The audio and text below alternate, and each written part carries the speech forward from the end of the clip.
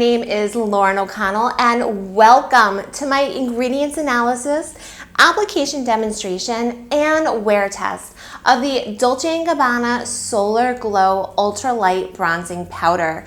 Before we get started, make sure you subscribe to my channel if you haven't already, and you click that notification bell so you never miss any of my upcoming videos. My videos help you to become a more informed consumer because I dive deep into the ingredients going into our makeup, skincare, hair care, and dental products using evidence-based research. You should absolutely know the ingredients going into your personal care products, and I'm here to help you do just that.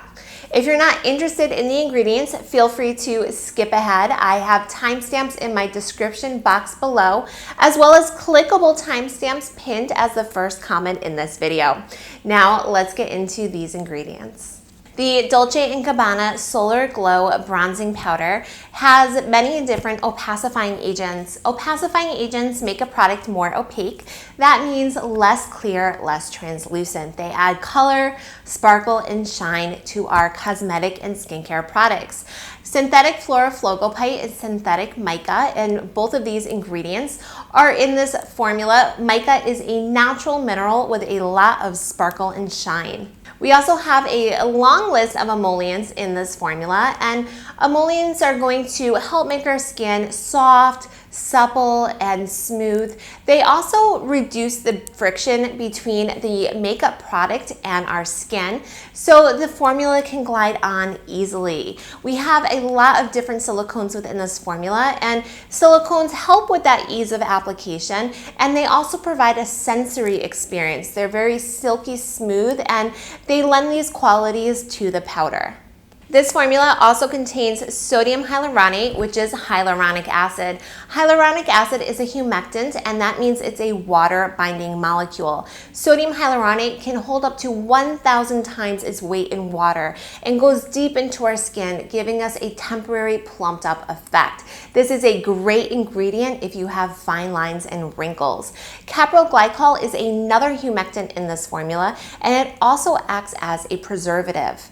We also have caprylic capric triglyceride. This is a combination of coconut oil plus glycerin.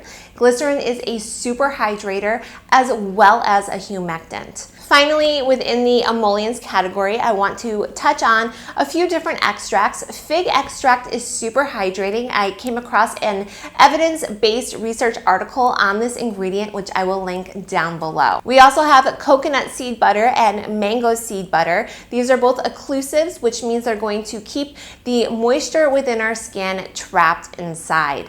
Now, moving on from the emollients, I want to touch on an absorbent. We have boron nitride, and this has a bit of a mattifying quality to it. So it's going to help to absorb any excess oil you may have on your skin.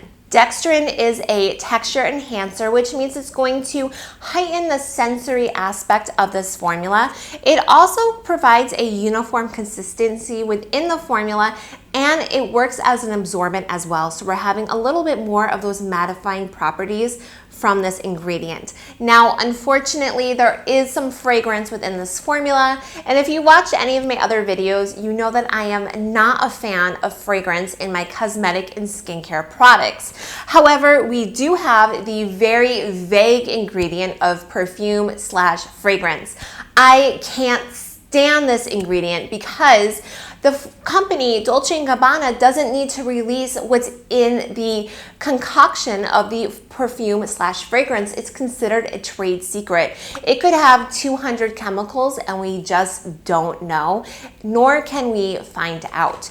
There is also the ingredient linalool, and this has a floral scent to it. Finally, we have two preservatives, and ethyl hexylglycerin is one that I have chatted about in nearly every single video I've made so far. It is a very common ingredient in cosmetics and skincare formulas. That wraps up the ingredients aspect of this video. Please give me a thumbs up if you enjoyed learning about the different ingredients in this formula. Also, comment down below and let me know if you use any Dolce & Gabbana cosmetic products, or if there's any other bronzing powders you'd like me to review in the future. Now let's get into product packaging. The Dolce Gabbana Solar Glow Ultralight Bronzing Powder comes in this gold box. It is 16 grams, which is 0.56 ounces, and it retails for $59 US. On the back side of the box, there is a little blurb about the product. It does say that it maintains skin hydration and illuminates the complexion for healthy, radiant skin. Well, we just went through the ingredients and we saw that there are a whole host of emollients as well as some illuminating ingredients like that synthetic fluoroflogopite as well as the mica. We do have the ingredients right here, and at the bottom it says this product is made in Italy. On the side of the box we have the shade. I today am using 20 Sand. This is not the lightest shade, this is the second lightest shade. The lightest shade looked a little bit orangey to me, which is why I went for this one. When I open up the box, the product comes out in this little velvet-like pouch. It does say Dolce & Gabbana on the front. On the back side, the pouch is just plain black. When I pull out the compact, it is a very Dolce & Gabbana inspired motif. We have this picture on the front, very Italian looking traditional Dolce & Gabbana colors with the blue, yellow, and red. And in the inside is this little princess wearing a crown. On the back side, we have information about the product, including the shade, as well as the open jar symbol, and there is a 36M. That means once you start using this powder, you have 36 months until it expires. When I open up the compact, and to do that, I press this little button right here. On the inside, I see a beautiful bronzing powder with a tiny little mirror to go with it. I do want to point out that a brush or little brush did not come with this product. Before we get into the shade swatches, I do want to point out that wow, there is a strong scent coming from this product. It is a mixture of floral with powder, and it is not light. I can smell it across the room. So let's now get into these shade swatches. I'm first going to use my finger and swipe the powder on my arm. I'm doing this so we can see what the pigmentation of the powder looks like. However, how many of us apply bronzing powders with our fingers? Not many. So let's also do a shade swatch with my makeup brush, and that's going to go right next to the swatch using my finger.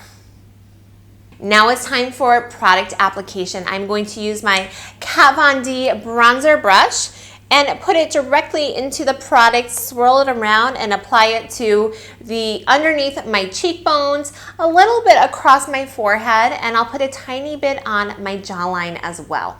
I do have to say, as much as I love the little mirror in the compact, it's too small for me, so I'm going to be using this nice big mirror I have from this Tarte palette.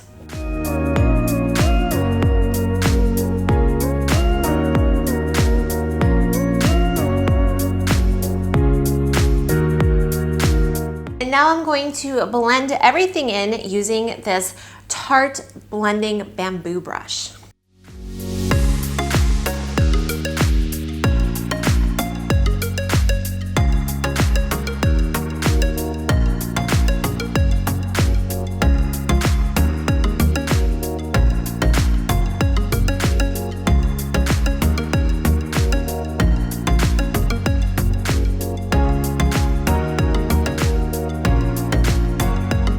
Now I'm going to add a little bit of blush and highlighter, and I'm using this Charlotte Tilbury Ecstasy blush and the Chanel highlighter I recently reviewed. This is Metal Peach. So just looking at this bronzer initially, it seems to have gone on a little bit patchy. I can't tell if it's me or not, but I couldn't seem to get the pigment right here on my face, which is a little bit bizarre. And it did seem slightly patchy on my forehead as well.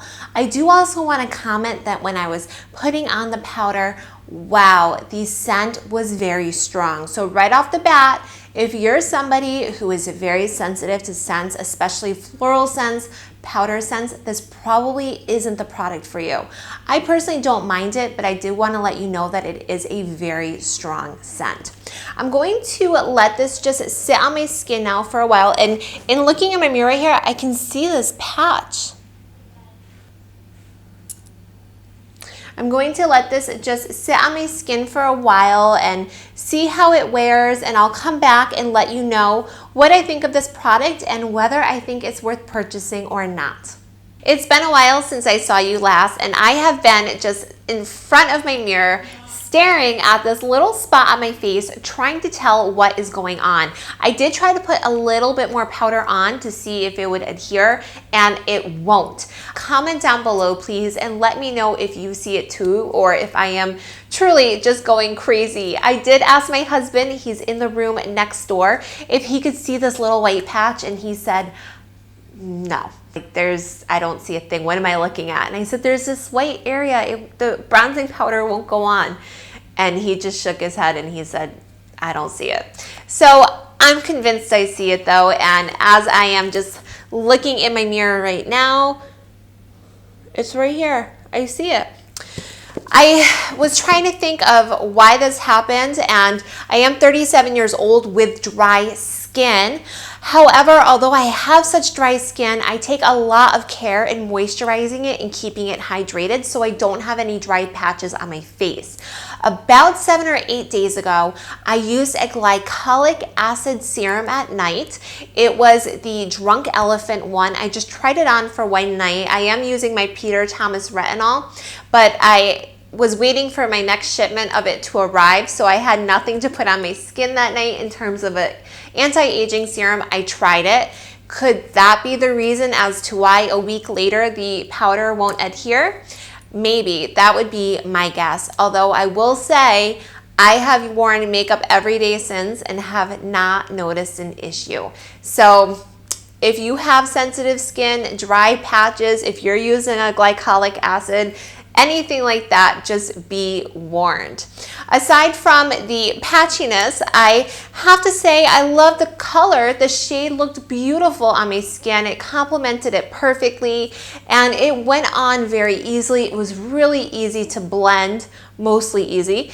But I didn't have an issue with that whatsoever. I know I commented earlier on the scent. Yes, it is strong, and as I'm sitting here right now, and it's been on my face for quite some time, I can still smell it. So if you're sensitive, once again, pass on this product.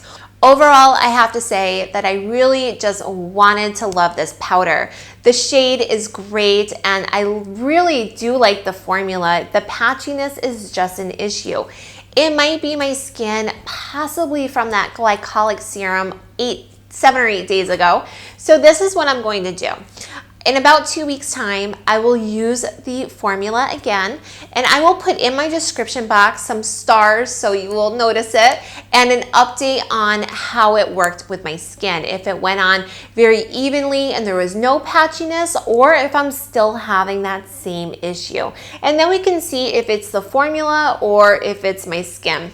But I have to say, aside from that, if you are interested in checking this out, definitely try to get your hands on a sample of it and see how it performs on your skin. So by all means, I would say try it before you buy it if possible. The price of it is high. It is Dolce Gabbana, so I mean, what do we expect?